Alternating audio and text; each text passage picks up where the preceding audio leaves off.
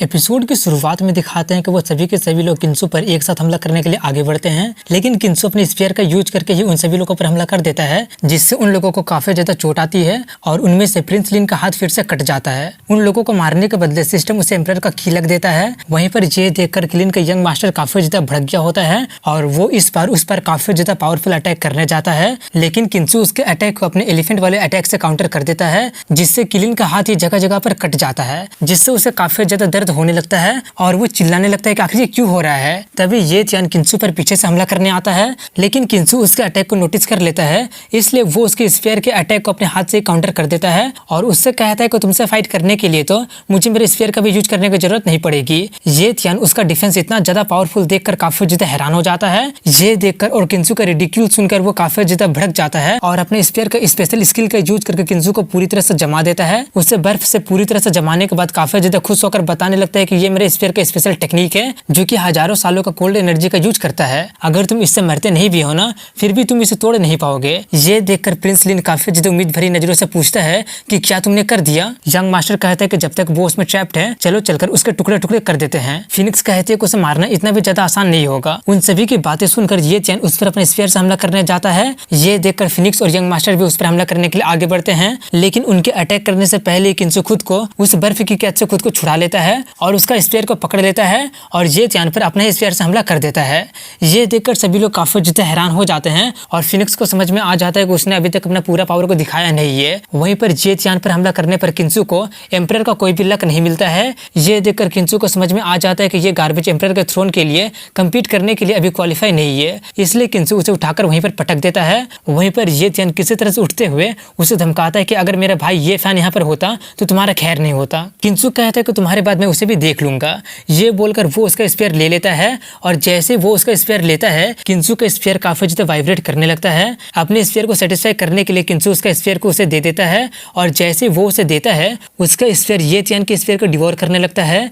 ये देखकर ये चियान काफी ज्यादा हैरान हो जाता है और चिल्लाने लगता है कि आखिर तुम मेरे फैमिली को डिवाइन स्फीयर के साथ आखिर करना क्या चाहते हो। किंसु कहता है कि अब जबकि तुमने मुझे चैलेंज कर ही दिया है तो तुम्हें इसका प्राइस तो पे करना ही पड़ेगा। अब जबकि तुम्हें मारने पर मुझे एम्परर का कोई भी लक नहीं मिल रहा है तो मैं तुम्हारे स्फीयर से काम चला लेता हूँ। वहीं पर किंसु का स्फीयर उसके स्फीयर को 90% खा चुका होता है। ये देखकर ये चियान काफी ज्यादा घबरा गया होता है और चिल्ला रहा होता है और कुछ देर के बाद वो उसके स्फीयर को पूरी तरह से डिवोर कर लेता है और करने के बाद वो थोड़ा सा चेंज हो जाता है और जब किंसु उसे अपने हाथ में लेता है तो वो उसके चेंजेस को फील कर पा रहा होता है। पहले वो सिर्फ 500 साल की स्पिरिचुअल एनर्जी से चार्ज करने के बाद ये पूरा हो जाता था, लेकिन अब लगभग 1000 साल की स्पिरिचुअल एनर्जी को ऑब्जर्व कर पाएगा। एंसेस्टर यांग मिंग एक बार बोले थे कि ये स्फीयर एक बार सुप्रीम गॉड को भी हंट डाउन किया था और इस वेपन को ग्रेट एम्परर ने भी यूज किया था, लेकिन उसके बाद इसे सील कर दिया गया था और अब लग रहा है कि वो बाकी के डिवाइन वेपन को डिवोर करके खुद को अनसील कर सकता है। इतना बोलने के बाद वो किलिन के यंग मास्टर की तरफ बढ़ता है। किंसु को अपने तरफ आता देखकर वो सिर्फ अपना दांत ही खींचते रह जाता है। ये देखकर किंसु उससे पूछता है क्या तुम अभी भी कंटिन्यू करना चाहते हो,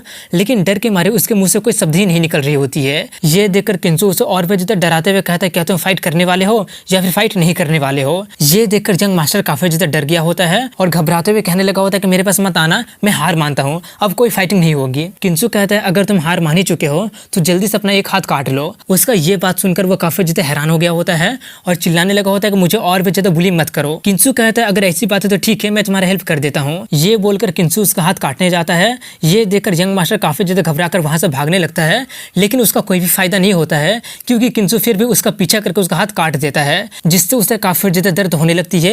लेकिन इस पर किंसु को कोई भी एम्परर का की लक नहीं मिलता है। ये देखकर किंसु कहता है कि बिना एम्परर के लक के तो तुम सिर्फ एक गार्बेज बन के ही रह गए हो। वहीं पर ये सब देखकर बाकी को ऑडियंस काफी ज्यादा हैरान हो चुके होते हैं और आपस में बातें करने लगे होते हैं कि क्या कोई नहीं है जो कि 18 सन ऑफ गॉड को हरा सकता है। वहीं पर किंसु उनकी बातें सुनकर आगे कहता है कि अब जो भी आगे मुझसे फाइट करना चाहता है वो आगे आ सकता है। वहीं पर ये सब देखकर लिन काफी ज्यादा बेसहाया महसूस करने लगा होता है और अपने एंसेस्टर से कहता है क्या उसे खत्म करने का सच में कोई रास्ता नहीं है। उसका एंसेस्टर कहता है कि अभी तो मैं तुम्हारा डायरेक्टली हेल्प नहीं कर सकता हूँ, लेकिन मैं एक सीक्रेट जगह जानता हूँ जहाँ पर मेरा लाश रखा हुआ है। अगर तुम मेरा लाश को ऑब्जर्व कर लेते हो तो तुम पूरी दुनिया में इनविंसिबल बन जाओगे। ये सुनकर लिन कहता है अगर ऐसी बात है तो ठीक है, मैं अभी आपका लाश ढूंढने जा रहा हूँ। ये बोलकर वो जाने लगता है। ये देखकर किंसु 17 सन ऑफ गॉड को प्रिंस लिन का पीछा करने के लिए कहता है। ये बोलकर वो सोचता है कि मैं भी जानना चाहता हूँ कि अगर प्रिंस लिन का सीक्रेट क्या है। ये सोचने के बाद वो किंग की तरफ मुड़कर कहता है कि आपने किंग यू से उसका मून किंग बॉडी छीन लिया है, आपको नहीं लगता कि इसके रिगार्डिंग आपको मुझे एक एक्सप्लेनेशन देना चाहिए। ये सुनकर किंग कहता है क्या तुम मुझ पर सवाल उठा रहे हो? ये देखकर मिंग्यू किंसू को समझाते हुए कहते कि वो पहले मेरा बॉडी को अब्जॉर्ब करके